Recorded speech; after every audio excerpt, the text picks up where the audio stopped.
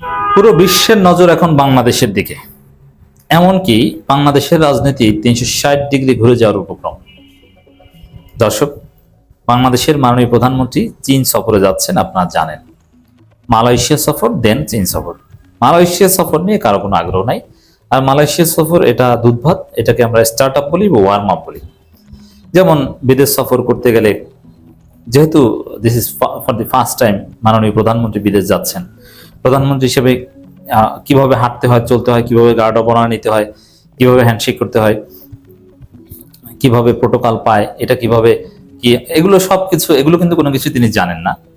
আপনি যেই হন না কেন, এগুলো বিশেষ করে এই যে হাত নাড়ানোর সিস্টেম, দাঁড়ানোর সিস্টেম, আপনাকে যদি কেউ লাল গালিচা সংবর্ধনা দেয়, আপনি কিভাবে দাঁড়াবেন, আপনি কোন দিকে ফিরবেন, এরকম অনেক বিষয় আছে যেগুলো প্র্যাকটিস না করলে জাস্ট ভিডিও দেখে শেখা যায় না। তো কিছুটা শেখা দরকার, যার ফলে ওয়ার্ম আপ হিসাবে বা স্টার্ট আপ হিসাবে মালয়েশিয়া যাচ্ছেন। বাট মূল সফরটা হচ্ছে চীন সফর। এই চীন সফর শুধু বাংলাদেশের জন্য কিংবা ভারতীয় উপমহাদেশের জন্য ইম্পর্টেন্ট না, পুরো বিশ্বের জন্য ইম্পর্টেন্ট।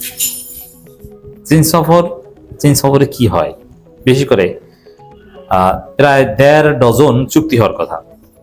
কোন কোন চুক্তিগুলো হয়, চুক্তিগুলো যখন সবকিছু ডিসক্লোজ হবে এবং বাংলাদেশকে কি পরিমাণ আর্থিক সাহায্য দেয়, প্রতিশ্রুতি দেয় বা কমিটমেন্ট দেয়, এগুলোর দিকে সবার নজর।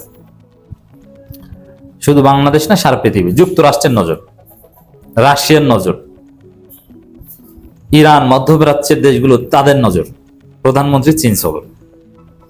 কারণ এই সফরটা এমন সময় যেখানে চীনের একটা মহাবিজয় হয়েছে। ইরান যুদ্ধে যুক্তরাষ্ট্রের পরাজয়, কিংবা ইরান যুদ্ধে সর্বশেষ যে যুদ্ধবিরতি চুক্তি হয়েছে, ইরান যুক্তরাষ্ট্র যে চুক্তি ভার্সাইতে, এই চুক্তির ঠিক পরেই মাননীয় প্রধানমন্ত্রীর এই চীন সফর। It's very significant. কারণ এই চুক্তির মাধ্যমে আগামী দিনের গ্লোবাল লিডার যে চীন হতে যাচ্ছে, এটা মানুষ বুঝে গেছে। এবং চীন বলয়ে যারা থাকবে, তারাই যে ডমিনেন্ট পাওয়ার হবে, এটা মানুষ বুঝে গেছে। এবং ইউএস হেজিমনি যে ইজ ডিক্লাইনিং, তাদের যে পতন হতে শুরু করেছে, হচ্ছে, এটা একদম এস্টাবলিশড হয়েছে। এই কারণে যে বাংলাদেশ প্রো ইউএস একটা কান্ট্রি, প্রো ইন্ডিয়ান একটা কান্ট্রি, চীন বিরোধী বলয়ের একটা কান্ট্রি, এটা সত্য কথা। বাংলাদেশের সাথে চীনের ওইরকম কোন স্ট্র্যাটেজিক এগ্রিমেন্ট নেই। বাংলাদেশ অ্যাবসলিউটলি ভারত যুক্তরাষ্ট্রের স্ট্র্যাটেজিক্যালি ভারত যুক্তরাষ্ট্রের জন্য সুইটেবল। হাসিনা এইভাবে করে গিয়েছে, ইউনুস সেই বলয় থেকে আমাদেরকে পুরোপুরি বের করতে পারেনি। ভারতের বলয় থেকে কিছুটা বের করলো, আমাদের আমেরিকা বলয় ঢুকিয়ে দিয়েছে। তো সেই জন্য চীনের সাথে আমাদের কি হয়, নতুন বাস্তবতায় তারেক রহমানের প্যারাডাইম শিফট কি হয়, খলিলুর রহমান মার্কিন দালাল, সে পুরোপুরি পোল্ট্রি নেয় কিনা, সারা পৃথিবীর দৃষ্টি এই চীনের দিকে। এখন চীনের সাথে যদি কিছু স্ট্র্যাটেজিক এগ্রিমেন্ট হয়, সেই 18টা বা 17টা চুক্তির মধ্যে কি কি থাকে, হিউজ, এটা বুঝবেন কিভাবে? সব চুক্তির সব ক্লোজ আপনি সরাসরি পাবেন না।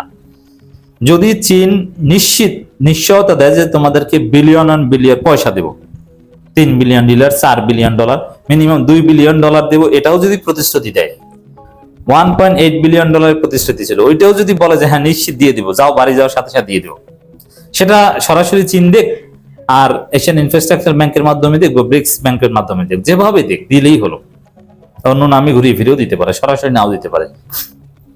চীন থেকে যদি মাননীয় প্রধানমন্ত্রী জনাব তারেক রহমান পয়সা নিয়ে আসতে পারেন, তাহলে বুঝবেন যে স্ট্র্যাটেজিক চুক্তি হয়ে গেছে। কারণ চীন তাদের স্ট্র্যাটেজিক ইন্টারেস্ট নিশ্চিত করা ছাড়া কোনো পয়সা পাতি দিবেন না,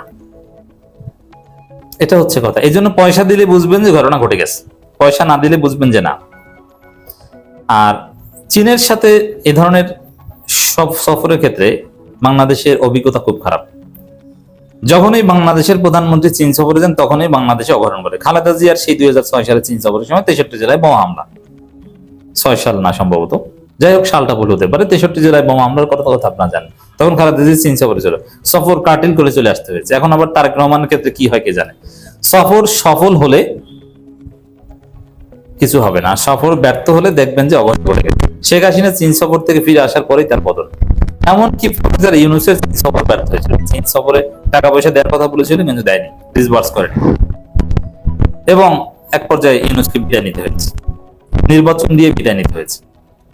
অতএব চীন সফরের এক্সপিরিয়েন্স খুব খারাপ।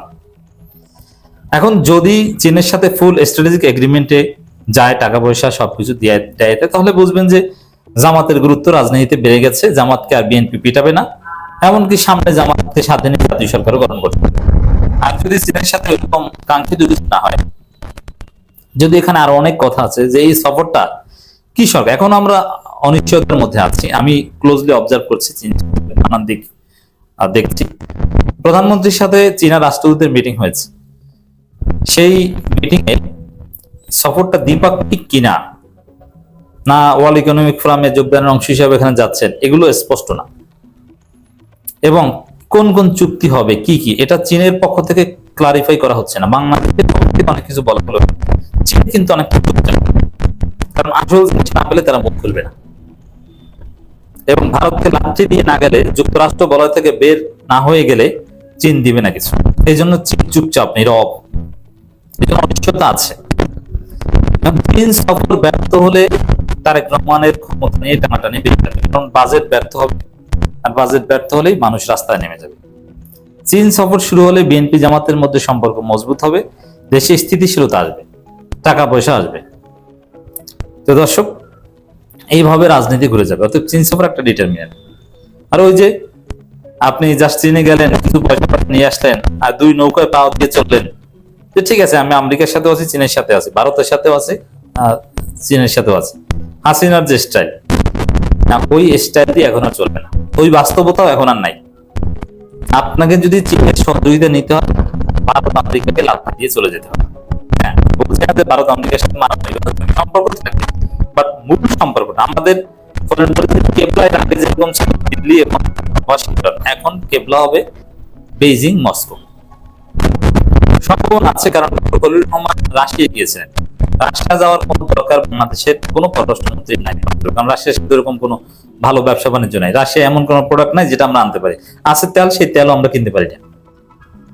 তো সেই জায়গায় রাশিয়া যাওয়ার কোনো প্রয়োজন, রাশিয়া চীন সফরের মাপ হিসেবে রাশিয়া গেছেন, মানে ওই বলায় ঢোকা যায় কিনা।